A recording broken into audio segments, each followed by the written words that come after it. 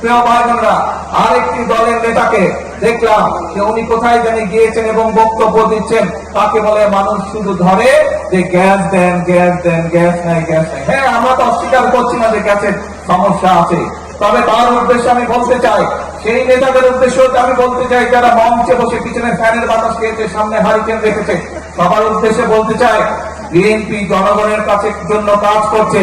বিএনপির পরিকল্পনা রয়েছে জনগণের জন্য, কিভাবে আমরা জনগণের এই জ্বালানি সমস্যার সমাধান করব। ইনশাল্লাহ আগামী এই যে সংসদ 27 তারিখে শুরু হবে, এই সংসদে আমরা বাংলাদেশ সংসদের মধ্যেই আমরা বাংলাদেশের জনগণের সামনে উপস্থাপন করব আগামী 10 বছর আমরা কিভাবে এই দেশের মানুষের জন্য জ্বালানি সমস্যার সমাধান করব। আজকে এই সকল রাজনৈতিক দলকে পরিষ্কার ভাবে আমি বলতে চাই, আপনারা যদি মনে করেন অতই জনগণের প্রতি আপনাদের দায়িত্ব আছে, তাহলে আপনাদের পরিকল্পনা নিয়ে আসুন জনগণের সামনে। আপনাদের পরিকল্পনা যদি আগামী 3 মাসের মধ্যে সমস্যার সমাধান করে দিতে পারে, তাহলে আমি আপনাদের পরিকল্পনায় গ্রহণ করব।